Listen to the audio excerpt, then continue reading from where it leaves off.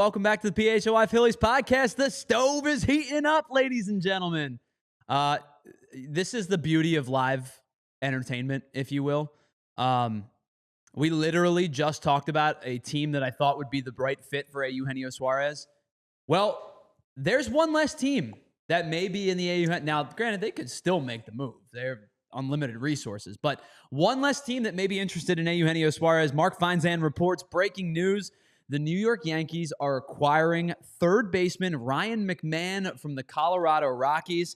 Colorado, in exchange, will receive 2 prospects. Haven't heard who those prospects are just yet. Man, oh man. But, Andrew, my immediate thought, seems like it takes the Yankees out of the Eugenio Suarez conversation.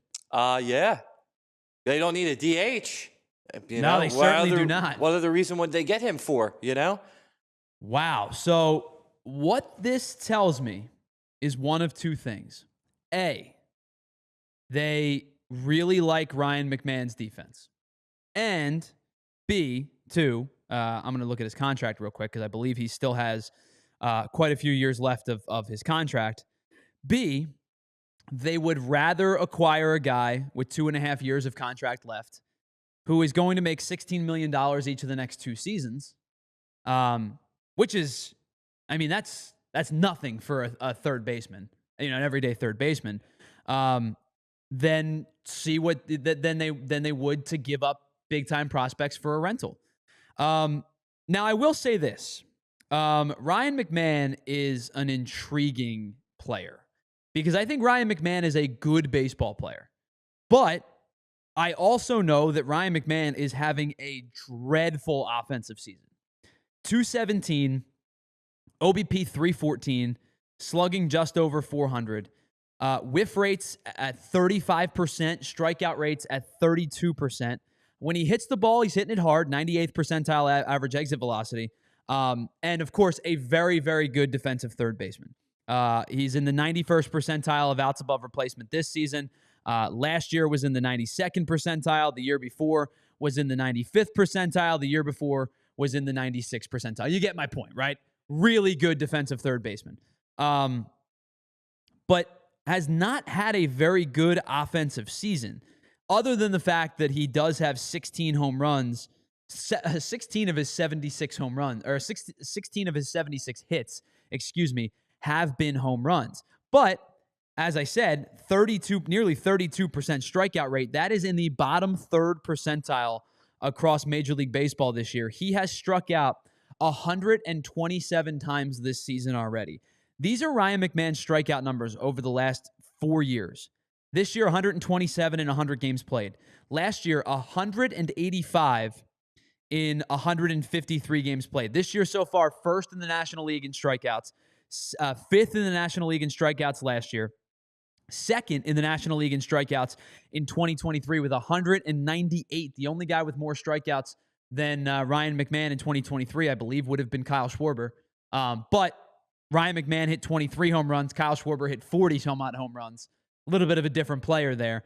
158 in 2022. So this is a guy who, over the course of the last 4 seasons, has struck out well over 500 times in 4 seasons. And, it has decent pop. And again, has hit 20-plus home runs. But so a lot of the home runs, Andrew, have come in Colorado. Yeah. Where the air is thin and it's a lot easier to hit home runs. Now, That's I will very say true. this, talking about hitting at Yankee Stadium, it is fairly, it's one of the best hitter ballparks in the country. Oh, yeah. But like if you just use the adjusted expected home run numbers, this year he has 16. If he played every game at Yankee Stadium, he'd have 13. Last year he had 23, I believe it was 20, excuse me. If he'd had played every game at Yankee Stadium or hit every ball at Yankee Stadium, he still would have had 20 home runs. So the power's okay, but I am a little intrigued by this move because I just assumed the Yankees were going to be in on the power bat. Frank Barber, appreciate the super chat. $5 from Frank Barber. Thank you so much. Yep, we're talking about it now. McMahon to the Yankees just announced. Yep, talking about it right now. Thank you for joining us. I appreciate you all. By the way, did not get a chance to say hello to everybody in the chat today. It's been a pretty crowded day talking-wise, but wanted to say hello to everybody in the chat. Peeling Onions, Frank Barber, Andrew, Molly and Barkley's Life, Dante. Let's scroll back a little bit. K-Red, Filthy McNasty. Who else did I have so far? Anybody I missed so far? Ray. If I missed you, I apologize. Thank you for being a part of the conversation. You are much appreciated, and we really appreciate you being here. But thank you for being a part of the conversation. Frank Barber, thank you for the super chat as well. Andrew, I like Ryan McMahon.